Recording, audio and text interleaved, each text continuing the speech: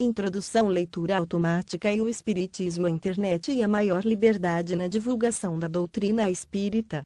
É um fato que muitos presidentes de emissoras de rádio ou televisão impõem sérias restrições à divulgação do espiritismo na empresa que dirigem, apesar da grande audiência dos programas genuinamente espíritas, temem perder o investimento e a audiência de muitos adeptos das religiões e fecham o espaço midiático aos espíritas. O progresso das novas tecnologias de informação oferecem um novo meio para a divulgação da doutrina espírita, a internet, apesar da insatisfação de pessoas que tentam impor à humanidade o nada como uma solução consoladora e progressista. É uma prova mais de que quando um princípio é verdadeiro, todo o esforço em ocultar uma lei natural é inútil, e que cedo ou tarde aquilo que tanto foi combatido acaba derrubando por terra os preconceitos e os interesses mesquinhos. Por que a leitura automática de obras espíritas? Aqui apresentamos a leitura automática de uma obra espírita com o intuito de contribuir para o esclarecimento e a pesquisa daqueles que desejam pesquisar sobre as 3 perguntas mais importantes para o homem. 1. De onde eu vim? 2. O que sou? 3. O que serei após o fenômeno morte? Esta leitura automática tem como intuito também servir de material de pesquisa para aqueles que, espiando e provando, sentem a cada momento a visão no mundo material diminuir, mas através do espiritismo se esclarecerão que o estado atual é passageiro e terá um fim cedo ou mais tarde de acordo com a forma que vivem a vida, que não se acaba. A leitura automática, suas qualidades e deficiências. A leitura automática permite escutar longos textos, contribuindo para a compreensão do conteúdo. Uma formatação especial do texto para se adequar às características da informática. Mesmo assim, os programas de computador têm limites que não permitem a pronúncia adequada de certas palavras, além de aportuguesar palavras estrangeiras que permanecem com a pronúncia estrangeira já consagrada no cotidiano do brasileiro. Neste trabalho, esta dificuldade pode ser superada baixando esta obra no site do ICEMEB, Instituto de Ciência Espírita Maria Elivina Borges, www.icemeb.com, e até mesmo contando com a ajuda de pessoas esclarecidas e com o intuito de esclarecer podem ajudar no entendimento do verdadeiro sentido da obra baixada, além do uso constante de leituras deste tipo dar condição de deduzir os termos que as limitações da tecnologia atual não podem superar. Os membros do ICEMEB desejam a todos um bom aproveitamento da obra que lhes é oferecida. Membros do ICEMEB. Autoridade da doutrina espírita, controle universal do ensino dos espíritos. Se a doutrina espírita fosse de concepção puramente humana, não ofereceria por penhor senão as luzes daquele que o houvesse concebido.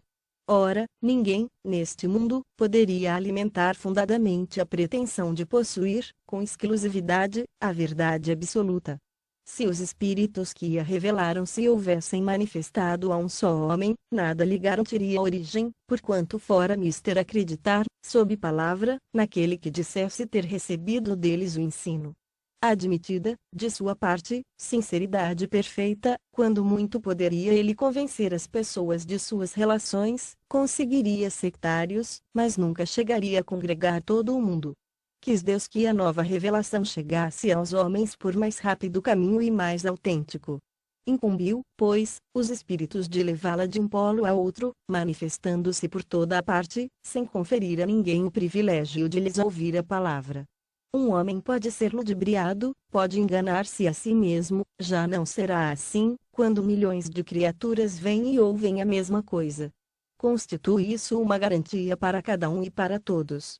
Ao demais, pode fazer-se que desapareça um homem, mas não se pode fazer que desapareçam as coletividades, podem queimar-se os livros, mas não se podem queimar os espíritos.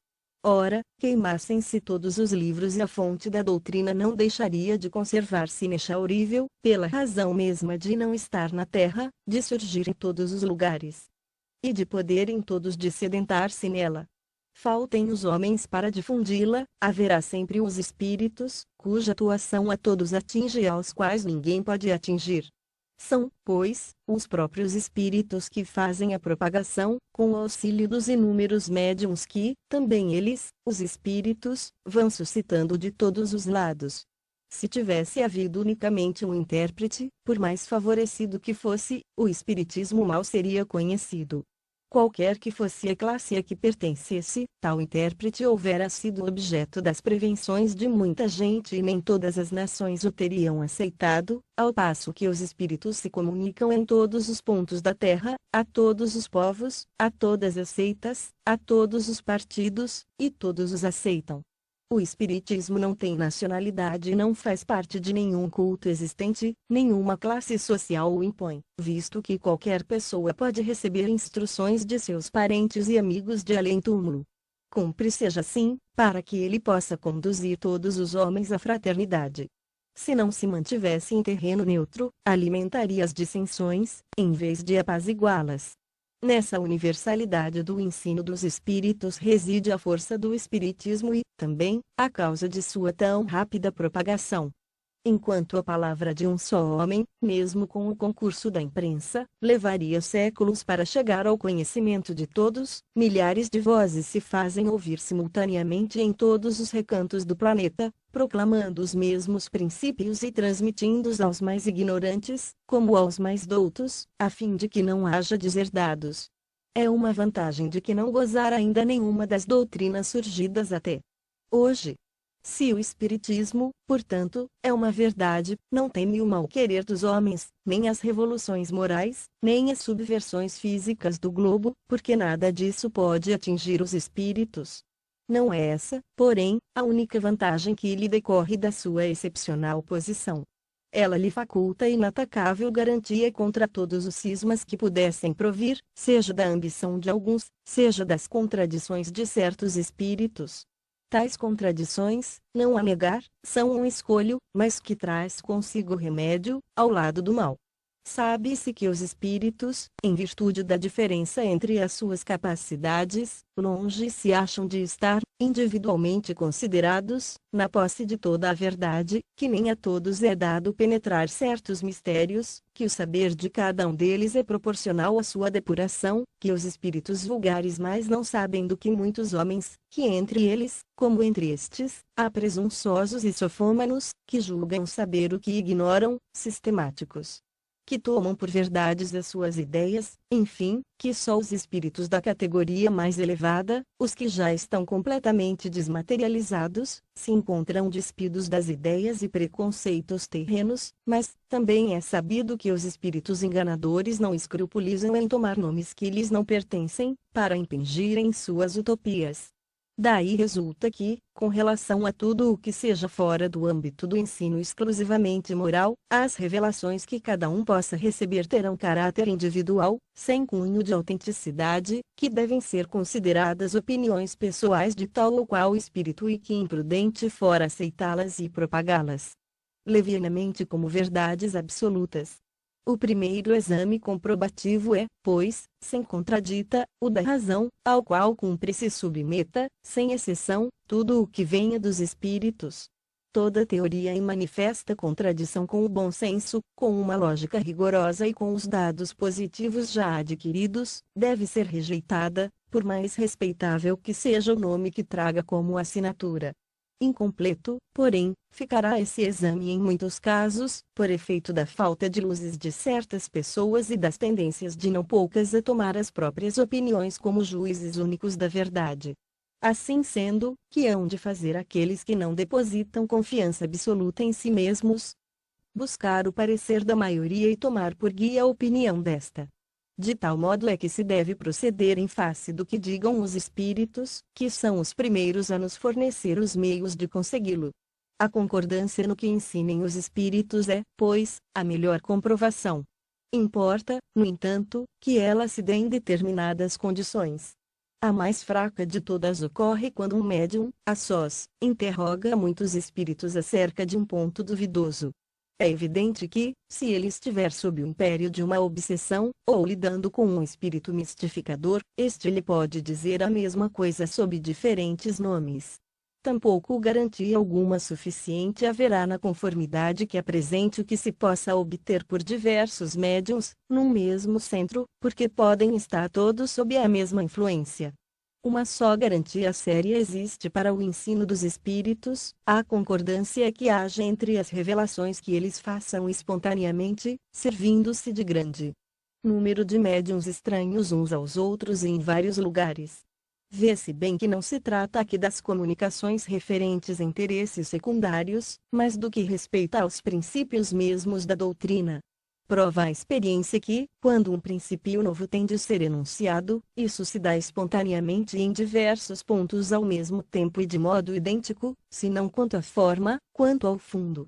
Se, portanto, aprouver a um espírito formular um sistema excêntrico, baseado unicamente nas suas ideias e com exclusão da verdade, pode ter-se a certeza de que tal sistema conservar-se-á circunscrito e cairá, diante das instruções dadas de todas as partes, conforme os múltiplos exemplos que já se conhecem. Foi essa unanimidade que pôs por terra todos os sistemas parciais que surgiram na origem do Espiritismo, quando cada um explicava à sua maneira os fenômenos, e antes que se conhecessem as leis que regem as relações entre o mundo visível e o mundo invisível. Essa base em que nos apoiamos, quando formulamos um princípio da doutrina. Não é porque esteja de acordo com as nossas ideias que o temos por verdadeiro. Não nos arvoramos, absolutamente, em árbitro supremo da verdade e a ninguém dizemos, crede em tal coisa, porque somos nós que vô-lo dizemos. A nossa opinião não passa, aos nossos próprios olhos, de uma opinião pessoal, que pode ser verdadeira ou falsa, visto não nos considerarmos mais infalível do que qualquer outro. Também não é porque um princípio nos foi ensinado que, para nós, ele exprime a verdade, mas porque recebeu a sanção da concordância. Na posição em que nos encontramos, a receber comunicações de perto de 1000 centros espíritas sérios, disseminados pelos mais diversos pontos da Terra, achamo-nos em condições de observar sobre que princípio se estabelece a concordância. Essa observação é que nos tem guiado até hoje e é a que nos guiará em novos campos que o Espiritismo terá de explorar. Porque, estudando atentamente as comunicações vindas tanto da França como do estrangeiro, reconhecemos, pela natureza toda especial das revelações, que ele tende a entrar por um novo caminho e que lhe chegou o momento de dar um passo para adiante. Essas revelações, feitas muitas vezes com palavras veladas, hão frequentemente passado despercebidas a muitos dos que as obtiveram. Outros julgaram-se os únicos a possuí-las. Tomadas insuladamente, elas, para nós, nenhum valor teriam, somente a coincidência lhes imprime gravidade. Depois, chegado o momento de serem entregues à publicidade, cada um se lembrará de haver obtido instruções no mesmo sentido. Esse movimento geral, que observamos e estudamos, com assistência dos nossos guias espirituais, é que nos auxilia a julgar da oportunidade de fazermos ou não alguma coisa. Essa verificação universal constitui uma garantia para a unidade futura do Espiritismo e anulará todas as teorias contraditórias. Aí é que, no porvir, se encontrará o critério da verdade. O que deu lugar ao êxito da doutrina exposta em O Livro dos Espíritos e em O Livro dos Médiuns foi que em toda a parte todos receberam diretamente dos Espíritos a confirmação do que esses livros contêm. Se de todos os lados tivessem vindo os Espíritos contradizê-la, já de há muito haveriam aquelas obras experimentado a sorte de todas as concepções fantásticas. Nem mesmo o apoio da imprensa salvaria do naufrágio, ao passo que, privadas como se viram desse apoio, não deixaram elas de abrir caminho e de avançar celeremente. E que tiveram o dos espíritos, cuja boa vontade não só compensou, como também sobrepujou o mal-querer dos homens. Assim sucederá a todas as ideias que, emanando quer dos espíritos, quer dos homens, não possam suportar a prova desse confronto, cuja força ninguém é lícito contestar. Suponhamos praza a alguns espíritos ditar, sob qualquer título, um livro em sentido contrário, suponhamos mesmo que, com intenção hostil, objetivando desacreditar a doutrina, a malevolência suscitasse comunicações apócrifas, que influência poderiam exercer tais escritos, desde que de todos os lados os desmentissem os espíritos? E com adesão destes que se deve garantir àquele que queira lançar, em seu nome, um sistema qualquer. Do sistema de um só ou de todos, Medeia distancia que vai da unidade ao infinito. que poderão conseguir os argumentos dos detratores, sobre a opinião das massas, quando milhões de vozes amigas, provindas do espaço, se façam ouvir em todos os recantos do universo e no seio das famílias, a infirmá-los? A esse respeito já não foi a teoria confirmada pela experiência? Que é feito das inúmeras publicações que traziam a pretensão de arrasar o espiritismo? Qual aqui, sequer, lhe retardou a marcha? Até agora, não se considera a questão desse ponto de vista, sem contestação, um dos mais graves. Cada um contou consigo, sem contar com os espíritos. O princípio da concordância é também uma garantia contra as alterações que poderiam sujeitar o espiritismo a seitas que se propusessem apoderar-se dele em proveito próprio e acomodá-lo à vontade. Quem quer que tentasse desviá-lo do seu providencial objetivo, mal sucedido se veria, pela razão muito simples de que os espíritos, em virtude da universalidade de seus ensinos, farão cair por terra qualquer modificação que se divorcie da verdade. De tudo isso ressalta uma verdade capital, a de que aquele que quisesse opor-se à corrente de ideias estabelecida e sancionada poderia, é certo, causar uma pequena perturbação local e momentânea, nunca, porém, dominar o conjunto, mesmo no presente, nem, ainda menos, no futuro. Também ressalta que as instruções dadas pelos espíritos sobre os pontos ainda não elucidados da doutrina não constituirão lei, enquanto essas instruções permanecerem insuladas, que elas não devem, por conseguinte, ser aceitas senão sob todas as reservas e a título de esclarecimento. Daí a necessidade da maior prudência em dar-lhes publicidade, e, caso se julgue conveniente publicá-las, importa não as apresentar senão como opiniões individuais, mais ou menos prováveis, porém, carecendo sempre de confirmação. Essa confirmação é que se precisa aguardar, antes de apresentar um princípio como verdade absoluta, a menos se queira ser acusado de leviandade ou de credulidade irrefletida. Com extrema sabedoria procedem os espíritos superiores em suas revelações. Não atacam as grandes questões da doutrina senão gradualmente, à medida que a inteligência se mostra apta a compreender verdade de ordem mais elevada e, quando as circunstâncias se revelam propícias à emissão de uma ideia nova. Por isso é que logo de princípio não disseram tudo, e tudo ainda hoje não disseram, jamais cedendo à impaciência dos muito afoitos, que querem os frutos antes de estarem maduros. Fora, pois, supérfluo pretender adiantar-se ao tempo que a providência assinou para cada coisa, porque, então, os espíritos verdadeiramente sérios negariam o seu concurso. Os espíritos levianos, pouco se preocupando com a verdade, a tudo respondem, daí vem que, sobre todas as questões prematuras, há sempre respostas contraditórias. Os princípios acima não resultam de uma teoria pessoal, são consequência forçada das condições em que os espíritos se manifestam. E é evidente que, se um espírito diz uma coisa de um lado, enquanto milhões de outros dizem o contrário algures, a presunção de verdade não pode estar com aquele que é único ou quase único de tal parecer. Ora, pretender alguém ter razão contra todos seria tão ilógico da parte dos espíritos, quanto da parte dos homens.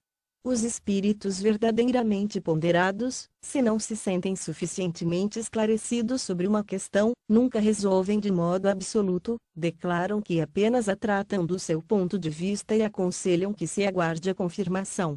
Por grande, bela e justa que seja uma ideia, impossível é que desde o primeiro momento congregue todas as opiniões. Os conflitos que daí decorrem são consequência inevitável do movimento que se opera, eles são mesmo necessários para a maior realce da verdade e convém se produzam desde logo, para que as ideias falsas prontamente sejam postas de lado. Os espíritas que a esse respeito alimentassem qualquer temor podem ficar perfeitamente tranquilos, todas as pretensões insuladas cairão, pela força mesma das coisas, diante do enorme e poderoso critério da concordância universal. Não será a opinião de um homem que se aliarão os outros, mas a voz unânime dos espíritos, não será um homem, nem nós, nem qualquer outro que fundará a ortodoxia espírita, tampouco será um espírito que se venha impor a quem quer que seja, será a universalidade dos espíritos que se comunicam em toda a terra, por ordem e eus. Esse é o caráter essencial da doutrina espírita, essa sua força, a sua autoridade. Quis Deus que a sua lei assentasse em base inamovível e por isso não lhe deu por fundamento a cabeça frágil de um só. Diante de tão poderoso Areópago, onde não se conhecem corrilhos, nem rivalidades ciosas, nem seitas, nem nações, é que virão quebrar-se todas as oposições, todas as ambições, todas as pretensões à supremacia individual, é que nos quebraríamos nós mesmos, se quiséssemos substituir os seus decretos soberanos pelas nossas próprias ideias. Só ele decidirá todas as questões litigiosas, imporá silêncio às dissidências e dará razão a quem a tenha. Diante desse imponente acordo de todas as vozes do céu, que pode a opinião de um homem ou de um espírito, menos do que a gota d'água que se perde no oceano, menos do que a voz da criança que a tempestade abafa. A opinião universal, eis o juiz supremo, o que se pronuncia em última instância. Formam-na todas as opiniões individuais. Se uma destas é verdadeira, apenas tem na balança o seu peso relativo. Se é falsa, não pode prevalecer sobre todas as demais. Nesse imenso concurso, as individualidades se apagam, o que constitui novo insucesso para o orgulho humano. Já se desenha o harmonioso conjunto. Este século não passará sem que ele resplandeça em todo o seu brilho, de modo a dissipar todas as incertezas, porquanto daqui até lá potentes vozes terão recebido a missão de se fazerem ouvir, para congregar os homens sob a mesma bandeira, uma vez que o campo se ache suficientemente lavrado. Enquanto isso se não dá, aquele que flutue entre dois sistemas opostos pode observar em que sentido se forma a opinião geral, essa será a indicação certa do sentido em que se pronuncia a maioria dos espíritos, nos diversos pontos em que se comunicam, e um sinal não menos certo de qual dos dois sistemas prevalecerá. Kardec, Allan. O Evangelho segundo o Espiritismo. FEB, Rio de Janeiro, Introdução, e a Autoridade da Doutrina Espírita. Controle Universal do Ensino dos Espíritos, 112 edição.